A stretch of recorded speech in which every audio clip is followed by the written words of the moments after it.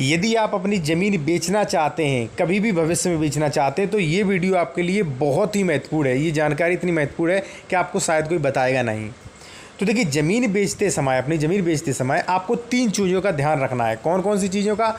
3 point पर मैं बात करूँगा कि ज़मीन का क्षेत्रफल, खाता संख्या, गाटा संख्या आपको कैसे देखना है। दूसरा जो है ज़मीन की चौहद्दी कैसे बनवाएं। तीसरा जो है वो है ज़मीन के पैसे कब लेना चाहिए। बहुत देखिए, इससे पहले मैं आपको बता दूं कि यदि आपका ज़मीन से जुड़ा कोई भी प्रश्न है तो आप मुझे इंस्टाग्राम पर फॉलो करके पूछ सकते हैं। यदि मान लीजिए आप संपर्क करना चाहते हैं तो कॉल-मी-4 ऐप पर मुझे कॉल कर सकते हैं। दोनों की लिंक मैंने वीडियो की डिस्क्रिप्शन में दे रखी है। वीडियो अच्छा लगे तो चैनल को सब्सक्राइब करें। सबसे पहले मैं आपको बता दूँ कि जब भी आप कोई रजिस्ट्री करवाते हैं तो वहाँ पर अपनी ज़मीन का क्षेत्रफल देखना चाहिए। ठीक है, चाहे आप खेती की ज़मीन हो चाहे प्लॉट की ज़मीन हो।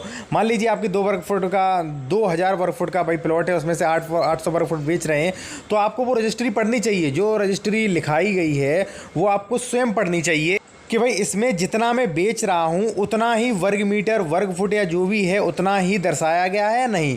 जैसे मान लीजिए आप कोई भी अपना खेत बेच रहे हैं, ठीक है, मान लीजिए आप 1 बीघा बेच रहे हैं, तो आपका खेत उसमें कितना रकबा यानी कि कितना क्षेत्रफल लिखा है रजिस्ट्री में वो भी देखें।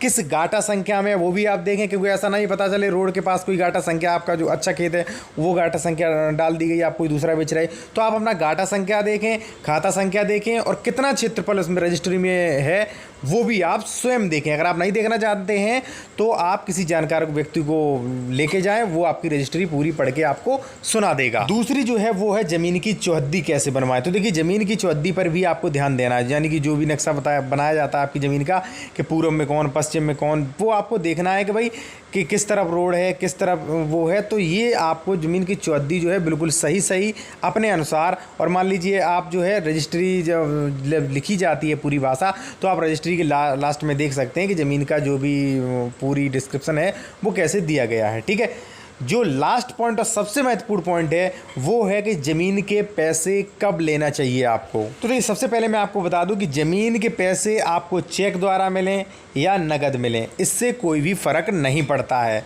लेकिन यहाँ पे शर्त ये है कि जब भी आप अपना कोई प्लॉट है, कोई भी खेत है, कोई भी ऐसी ज़मीन बेच रहे हैं, और ख़ासकर जब आप रजिस्ट्री कराने जाते हैं रजिस्ट्रार के यहाँ, तो उससे पहले आप अपना सारा पैसा ले लें। अगर मान लीजिए आपने अपना सारा पैसा नहीं लिया है और आपने रजिस्ट्री करा दी है, तो वहाँ पर पैसा मिलने में आपको बहुत ही अधिक समस्या होगी, क्योंकि रजिस्ट्री में साफ साफ मेंशन कर दिया जाता है कि भाई आपने पूरा पैसा पा लिया है और मैं स्वस्थ दिमाग से ये रजिस्ट्री कर रहा हूँ।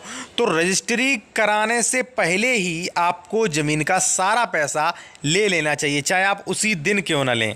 देखिए, ज़मीन बेचते समय आप किसी के बहकावे में ना आए कि भाई जब रजिस्ट्री हो जाएगी, रजिस्ट्रार के यहाँ जब आप बयान दे देंगे, जब वहाँ पे रजिस्ट्रार के सामने कह देंगे कि भाई मैंने पैसे ले लिए हैं, तो फिर आपके पैसे अगर कोई छूट गए तो वहाँ पे आपको बहुत बड़ी समस्या हो सकता है कि अगर वो व्यक्ति बेईमान हुआ तो आपके पैसे भी ना मिलें।